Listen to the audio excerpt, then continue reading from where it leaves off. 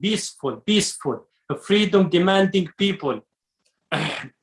They handcuffed us. They handcuffed us from the back and blindfolded us and shoved us outside by pushing and kicking.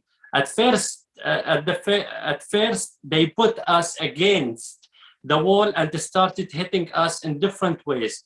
They continue punching and hitting us with shoes in the waiting room. I remember one of the officers, after asking me about my sentence, he started hitting me repeatedly, and I could feel that he was taking out his anger on me while beating me. He continued to beat me all over my body by using his hands sometimes, and at other times with his feet and shoes. He would put the heel of his shoes in my mouth and rub it with the shoes. Then he took my slipper and started hitting me with it. He rubbed it over my face and in my mouth in front of the court officials without them taking any measures. Our torture was not done solely by the police and intelligence, but by people who gave the orders of arrest and detention. Is the judiciary capable of summoning and prosecuting the senior leaders who were the main reasons behind all the events and violations and injustice that was inflicted on us and many others, defenseless people? If there was a true and honest intention of accountability, then those leaders will be the first to be used, and all torturers would be revealed. But this could only happen in the state of law and order, not in a police state. The testimony is very long. I just choose to read out some part of it, but here this is just a summary of my father's testimony, and of course, I want to conclude that a torturer of Bahrain are trained by UK experts. This should give you the full picture. I want to end by making it clear that I hold not only Al Khalifa regime for the safety and well-being of my father, but every UK official supported the dictatorship there under any false of misleading Britness. Thank you. Well, thank you, Ali, for providing us with such a moving and crucially important testimony about the torture and other abuses faced by your father at the hands of the Bahraini regime. It's only by calling out these abuses by their proper names and keeping them in the public consciousness that any kind of meaningful democratic and human rights-based change, the sort of which we all desire, will be brought about in Bahrain and around the world. So thank you very much again for that. We're now going to play a short extract from Musa Mohammed Abd Ali's documentary that he recorded with Vice News. In this video, Musa will discuss his personal experiences of abuse and torture that he faced at the hands of the Bahraini authorities and the activism he carries out regularly in the UK to try to bring those guilty of perpetrating many human rights abuses, including torture, to justice.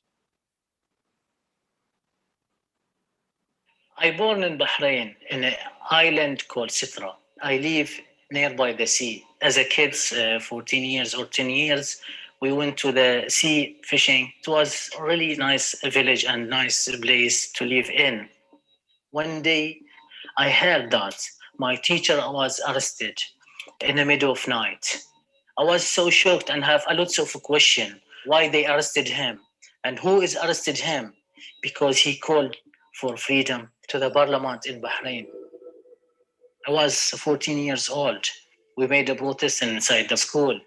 And then the police officers came, and then they start using tear gas and rubber bullets. We ran away because we were kids. After that, in the middle of night, they came to my home. About 20 police officers, they knock the door and they break the door, comes inside the house. They ask my father, where is Musa? When I arrested, they beat me, they tortured me, they charged me to change the regime in Bahrain. When they release me, after 3 days, they break the doors and they came to arrested me. I was arrested about 7 times. Similar charges, but some of them, it's missing. There's no charge. Longest time I was in prison, it was 2 years, and it was so hard. They start to sexual with me just because they don't want me to continue my activities. And they said, if you continue, we will go to your wife and to your family as well. When they chasing me and they arrested me, I was thinking to come to here in UK. I saw a lot of Bahraini activists here. When I came to here, I start active as well, and I follow who is following me and torture me in Bahrain. Down, Hamad! Down, Hamad!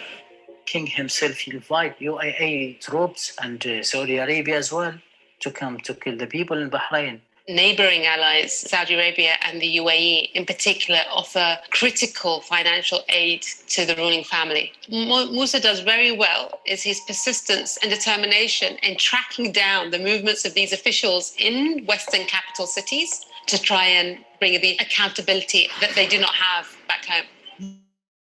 One of the killer of Jamal Khashoggi, Ahmed al-Asiri, he is a killer and he tortured Jamal Khashoggi.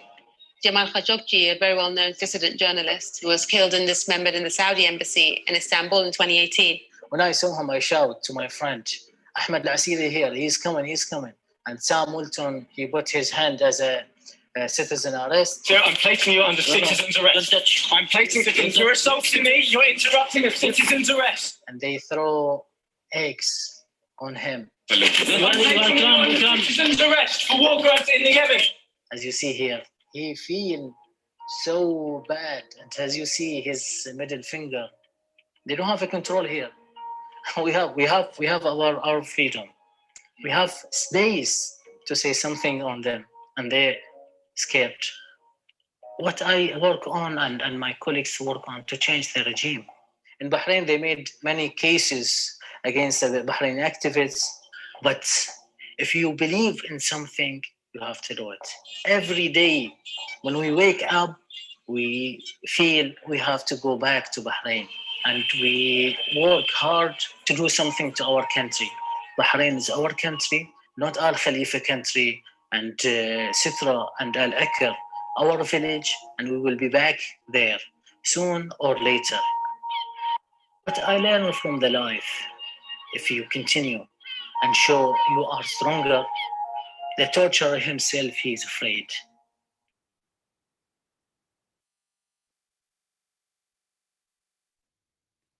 Thank you, Musa, for this powerful statement and incredible documentary. And thank you for telling us about what you had to endure, sharing with us your political vision of a peaceful and democratic Bahrain that respects human rights, and for allowing us to spread your story. So thank you very much. We will now hear from Syed Al-Wadai, who will discuss several cases of victims of torture, including that of children. Syed, over to you. Thank you so much, and thanks for everyone for attending this important event. It is really hard to hear such a compelling and such a really sad details about what Ali's father is going through, or what he went through in 2011. But the problem is that that torture did not end up in anyone being held into account. And again, the problem is not this guy is even left alone. Hassan Mushaymi is suffering from very serious chronic diseases, and he is in remission of cancer.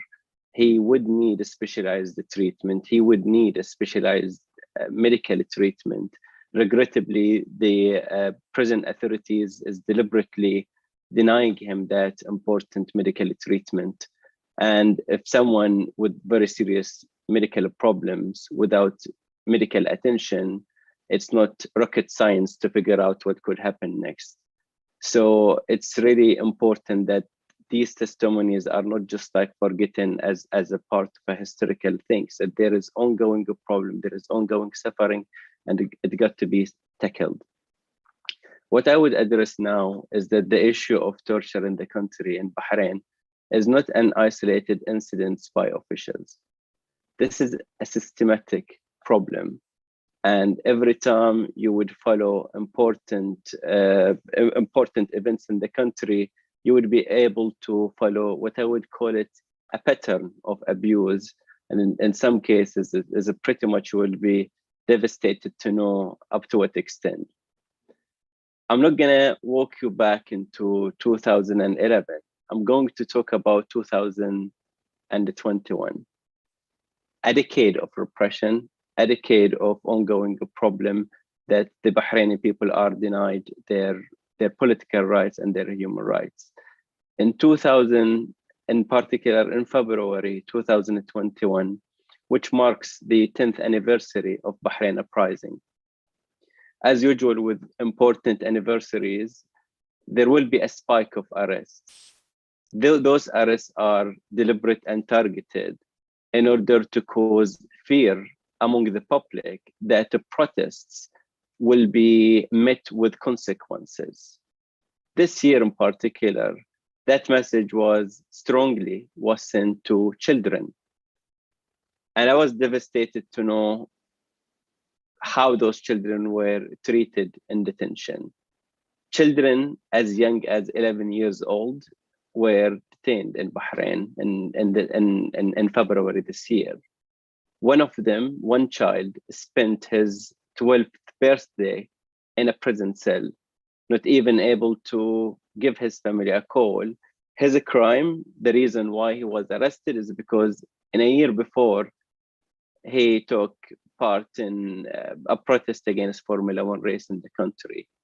A scene where the governments want the whole world to know that there is a beauty in this country, there is sand, there is sun, and there is Formula One race, where the Bahraini children were seeing completely another picture, and they could tell you more about their treatment. My journey with those children was taking first-hand account from those children, just hearing their stories, what happened to them during the detention. And I'm telling you, it was not an easy act to speak to a child, to take them, to walk them through very bad events happened in their life. And it was at the same time very much tragic just to hear how those children were badly treated. The fact that we do have technology that would allow us to even understand the situation in a way where we were conducting some of those interviews through Zoom, but with the Google Earth, you would be able not only to understand like the time frame of events, but also the precise location of where things happened. So when we interviewed children as young as 13 years old, two of them, and we interviewed them separately, told us that how they were tortured. Every single child was pointing into a specific cabin within a police station called Hamad Police Station. In that place, children will be dragged into a cabin. In that cabin, they would be threatened with rape if they don't confess about their alleged part in a protest during the anniversary. At one point, a police officer will bring a battery charger and would show the children the batteries. He will even touch the lids so they could see the spark. And he would tell them that if they don't confess, he will electrocute them. This is how horrific 13 years old children were telling us. You would think this is an isolated incident and that official acted with no direction. But until you interview the second child, they will tell you identical circumstances. Then later we interviewed another 3 children, which were arrested on another day, a day after the anniversary. And what they really tell us is a pretty much identical story about how they were tortured, how they were taken into the same cabin. They were like these children were super smart. They were just like showing you exactly the exact location of where they were abused. And you don't need to really, the moment you identify what I would call it a pattern, and that pattern in this case, children from different villages were arrested during different times by different police officers, all to be brought into the same police station. In this case is Hamad Town Police Station. In this place, those children would not be threatened inside the police station because the government will say, oh, we will equip with CCTV cameras. And this is to ensure that those children would not be abused. The truth is, they would find another place to torture them. If it is not inside the police station where cameras are installed, it would be in a cabin, it would be in a police car, it would be somewhere. And then whenever these cases are brought to the attention of the oversight bodies, which again receive a British training, the answer would be that there is no wrongdoing in the entire process. And what was really hurting is when I saw British ministers in Parliament endangering the life of those children. In one instance, a child, he's the only child which was named in our investigation with the Human Rights Watch, Syed Hassan Amin. He had sickle cell, very serious disease that landed him into ICU just a few months before his arrest. He spent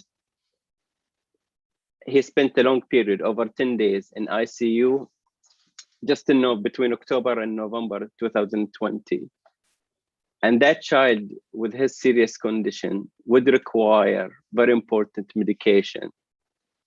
When parliamentarian like Lord Scriven tabled written questions to the Foreign Office, he would receive assurances that these children, that they spoke to the Bahraini authorities and they would assure them, and the Bahraini authorities assured them that they have received adequate treatment and they are entitled to medical care as in line with the law. But when you speak to these children and you hear about how horrific is not only that they were denied of medical treatment, but they were physically abused, they were psychologically abused. That child told us that they threatened to rape his mother and to rape his father. And the treatment he went through during his detention, which lasted for about a month, is horrifying. It's really horrifying even to hear what these children went through. But at the same time, there is some level of hope because those children, all of them were released is because there was public pressure. And that public pressure, whether it's generated in media or through international human rights organizations or through committed parliamentarian, and you would see some changes. Those children were released. And I remember one of my questions to one of the children, I asked him, why did you think you get out of the prison? He told me, Syed, we were so famous after all, like we were on Twitter. Would you believe me if I tell you I was even on TikTok? It just like, I just like laughed, and I saw how this child is so smart, is even knowing that there is an impact when you expose abuses. And I think the TikTok part was really so funny that I felt like it's really great that these children are seeing this. And I think it's important message as well for us as an added obligation that we do need to fight very hardly, especially in cases where the Bahrainis could not have their voices. So they would need someone to echo their voice and to ensure that their cases heard. Thank you so much for listening. Well, thank you, Syed, for highlighting the patterns of systemic abuse in Bahrain and for explaining how torture and abuse are among the primary tools used by the government of Bahrain to silence all those, including children, who try to peacefully voice their dissent in Bahrain. I would now like to hand over to Lord Scriven, who will address the role the United Kingdom plays in facilitating the Bahraini regime's human rights abuses and why the UK has serious questions to answer in this regard. Lord Scriven.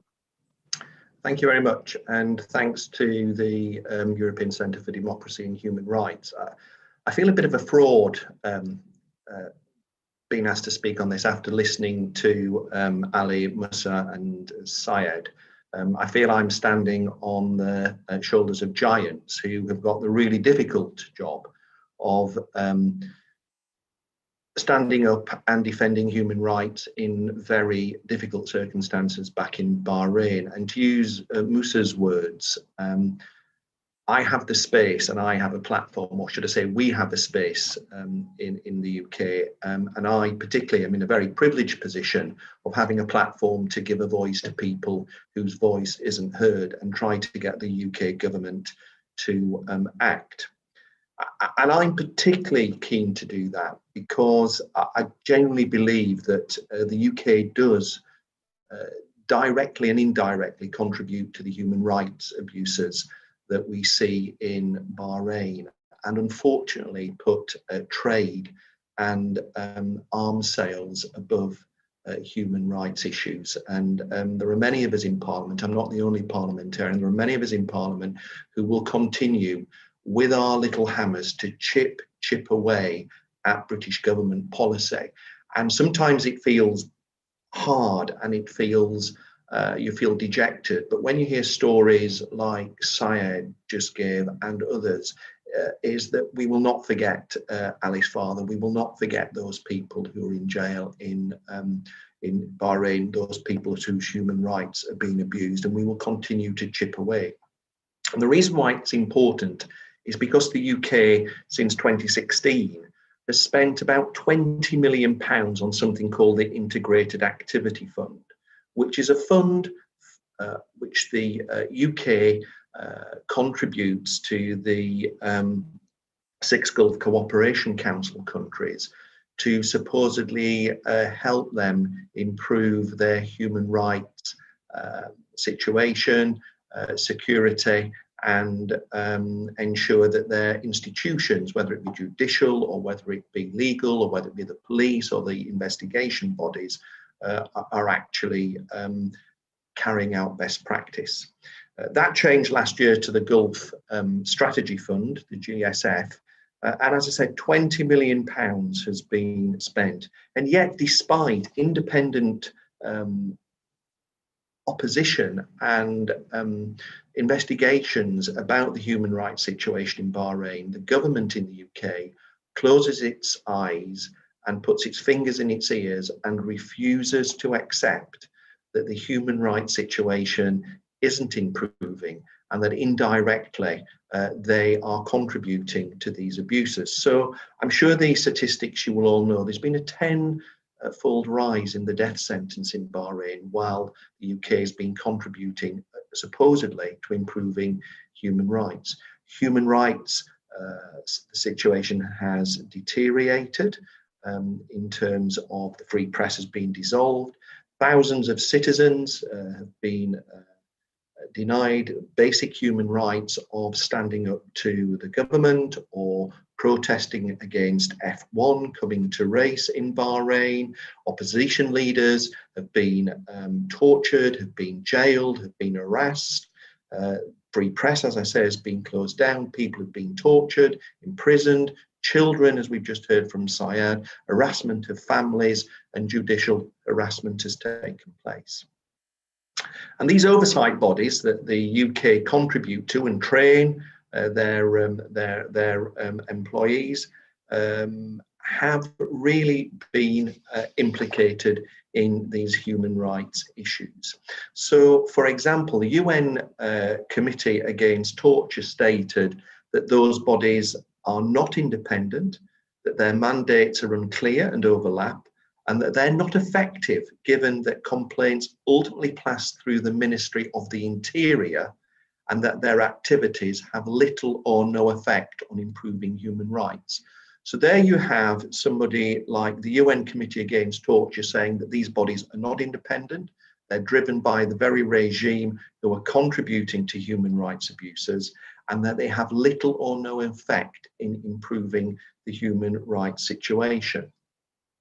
The Bahrain's Ombuds and National Institute for Human Rights, which get part of this funding from the UK, and have both received millions of pounds, have been repeatedly linked to whitewashing of human rights abuses in Bahrain and failed to investigate allegations of torture and medical negligence by political prisoners such as Haji Mansour and Ali Haji. I myself have raised a number of issues with this body as a parliamentarian in the UK. Every single complaint I've raised, it's quite amazing how none of them have been upheld. They tell me that whether it be about the lack of medical access, whether it be about the access to families, whether it be about potential torture taking place in prison, whenever I raise these issues, these bodies never find that the allegations are upheld. They always side with the Bahraini government. So a number of us are very determined in the UK Parliament to keep on highlighting that British taxes are contributing to these human rights abuses.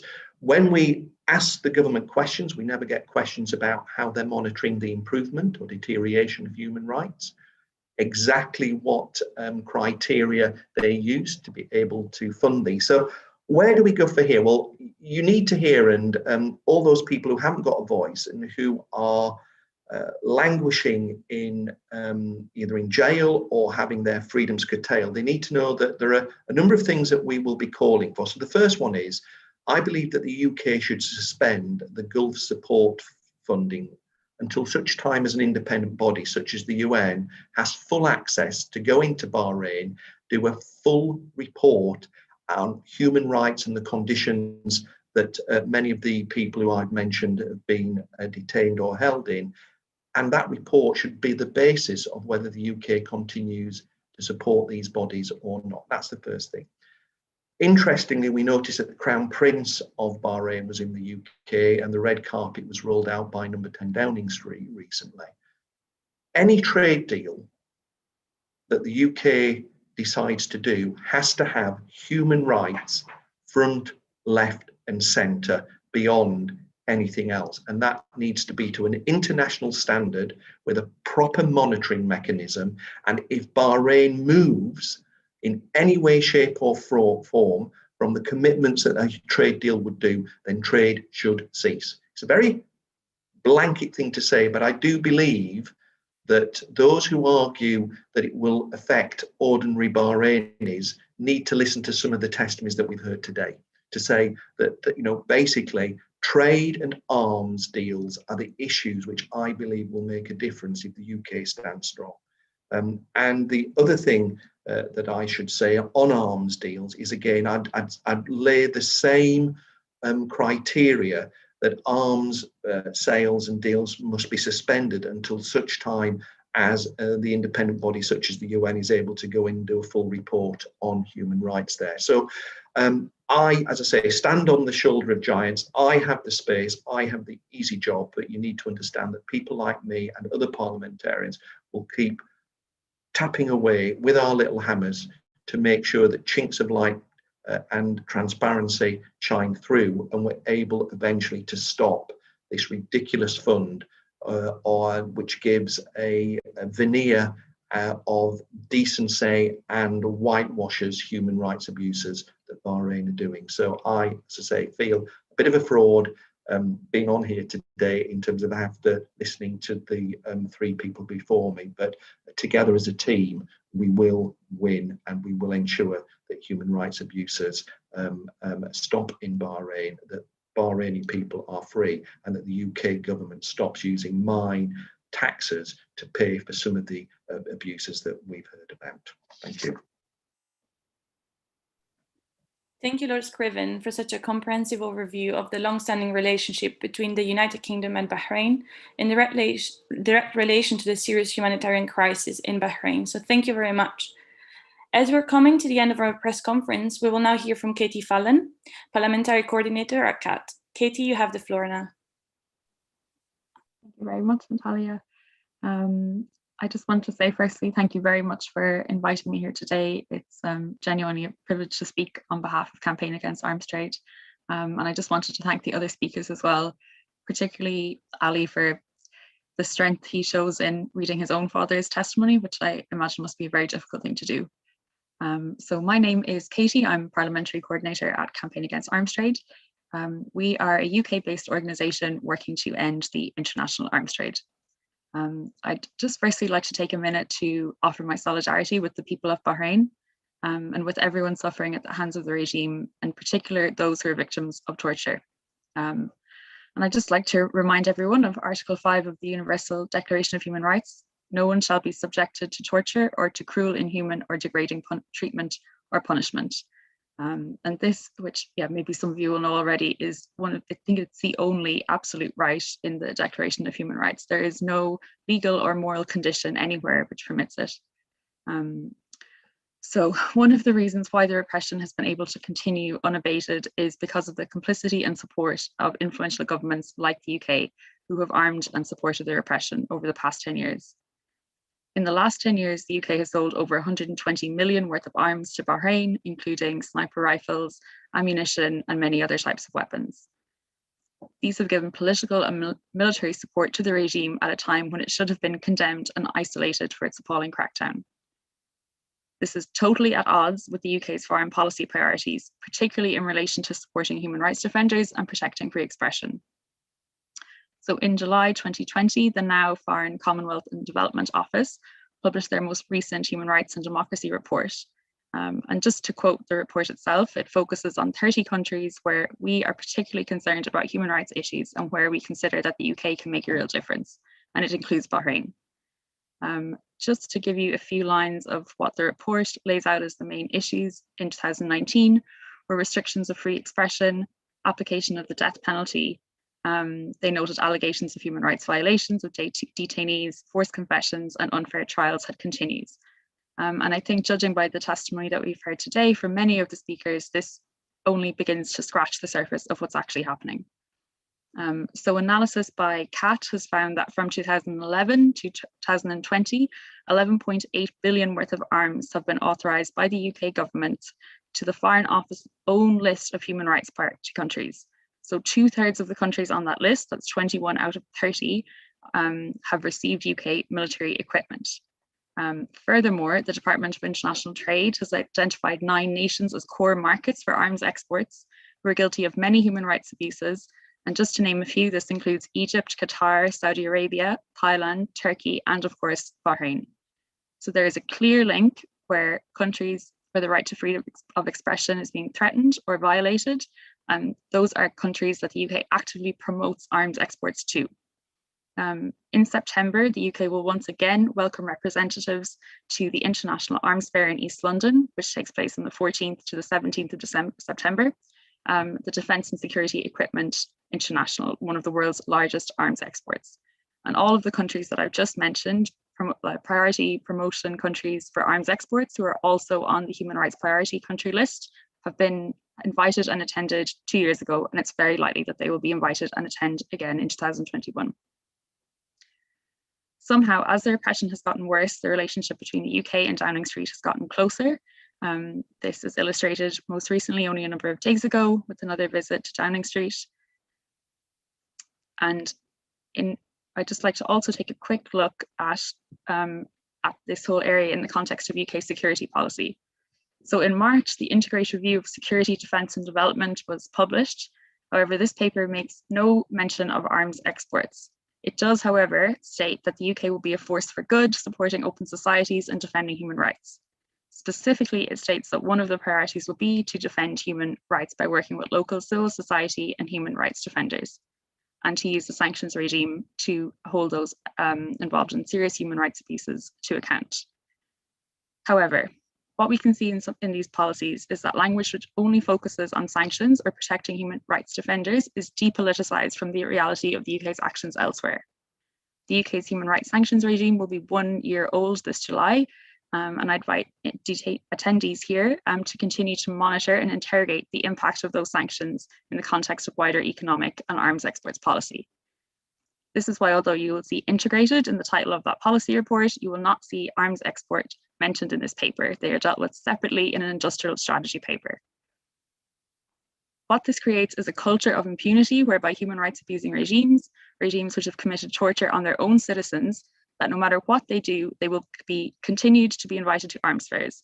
They will continue to be a valued customer of the UK. It undermines efforts for accountability, and it makes the language on protecting human rights, protecting free expression, it renders it to basically nothing more than a smokescreen, which hides the relationships that allow these violations to continue.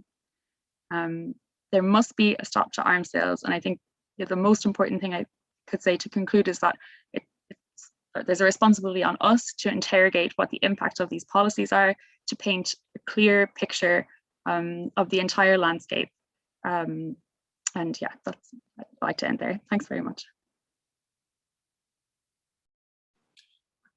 Well, thank you, Katie, for providing very critical and useful information on how the UK is undermining its own policies regarding the protection and support of and for human rights defenders by maintaining its close political and economic ties to Bahrain, and the much broader impact this close relationship has on holding those guilty of committing serious human rights abuses in Bahrain truly accountable. So thank you very much for that. We will now open the floor for a brief Q&A session. If anyone in the audience today wishes to ask a question and has not already done so in the chat, please feel free to do so now. In the meantime, we have a question here. I think it's for everyone, all the participants. What can be done to raise support and awareness among the UK population who are not currently engaged with the Bahraini pro-democracy struggle of these problems and human rights abuses? So what can like the average person, what can be done to raise awareness in that regard? Happy to take that question. I think one crucial thing that could be done is making representations to members of parliament. There are a number of actions could be taken through the Foreign Office, and there are early day motions in parliament. If your MP can endorse it, they could be adapting specific cases, they could be raising specific cases. So making a representation to your local MP would be a great step. There will be clear steps and the clear advocacy step and campaign steps which could be taken through our website. We're just launching a campaign part which would be on birdvh.org. You would be able to see some ways, practical ways, or how can you engage on these issues. Thank you very much. Could I just add on the back of that, as important as parliamentary pressure is, and that's very important, and I would say that, wouldn't I, being down here, I think there are other issues which can really raise this and would kind of get in front of people that wouldn't normally hear about this. And I think that's really important, that we just don't speak to those who already understand this agenda or are part of it. So I think one of the biggest campaigns that's been run, which I think has been effective, has been with F1, against F1, and working initially to try to change their governing body, and their governing body wouldn't change. So it's through people like Lewis Hamilton, who now is beginning to raise that, and it's beginning to get a platform that we wouldn't normally get. So I think that's one.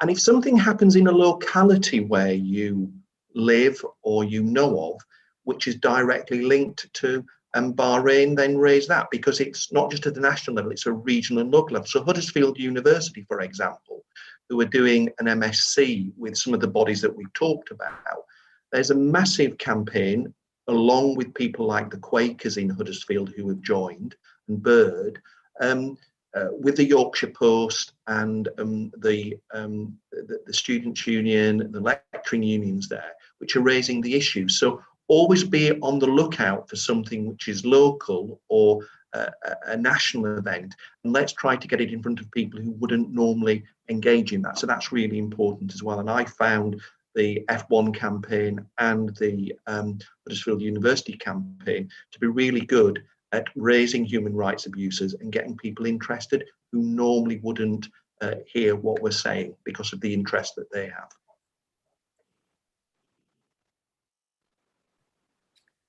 I do have another question to Lord Scriven that was put in the chat. Lord Scriven, what is your opinion in respect to using the EU Magnesium-style Act sanction against Bahraini perpetrators? Would the UK ever adopt these sanctions? Well, first of all, I don't think at the moment they would use them.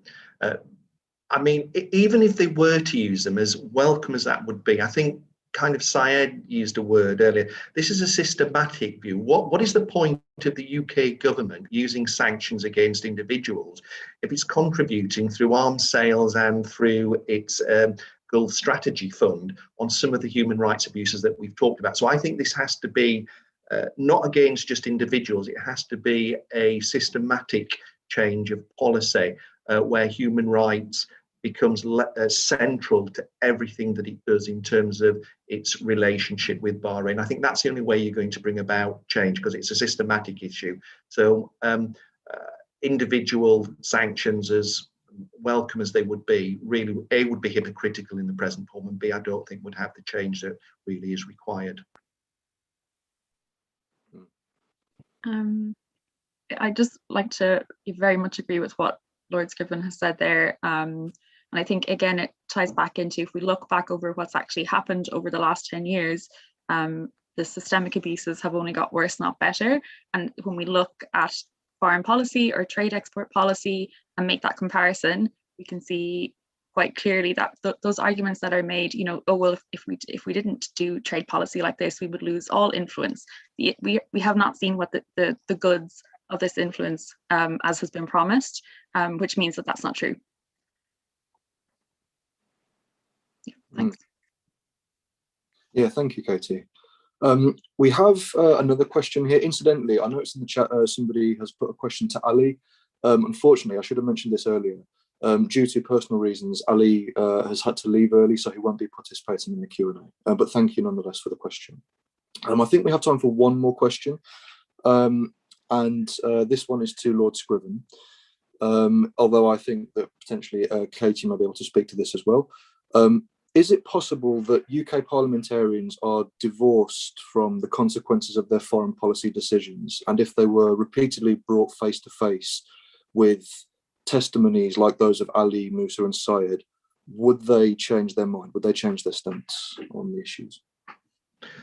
Well, first of all, I think we've got to be careful not to say that all parliamentarians don't understand the significance. There are many parliamentarians who are engaged, and interestingly, you may find this a bit odd, but even some on the Conservative side. So it's not kind of just, you know, one party that's good and or bad, and all the other parties are good. So I do think that some parliamentarians do get it in both houses, both the Commons and the Lords. I would say that we're smaller in number than those that don't get it, though. So there are still issues. Look, I do think that the most powerful way to engage is like when testimonies like Ali's are given, or the testimonies of children or Musa's. And I know we've got FCM on the call and others who have suffered human rights abuses. I think the personal stories really are very, very powerful to get people to, in positions of power, not to see this as purely a kind of policy issue on paper, but to link individual stories to consequences of votes that they make in Parliament. And I think that's really, really powerful. So I would do that. I mean, clearly beyond that, there's the policy issues, but I think, you know, initially, for me, some of these really powerful stories have an impact, which then leads you in to be able to talk about some of the policy issues, about trade or about arms, etc. And I think, you know, who could not listen to Ali in what we just listened and not be moved and not realise that, you know, the human rights abuses are taking place, and then link it to some of the issues to do with the Gulf Strategy Fund, to do with arms, to do with trade, I think is really powerful, to get more and more people on our side in Parliament, so we get real momentum, would be my kind of view. But I think we need to be clear about what our asks are collectively in terms of policy change on the back of those powerful human testimonies.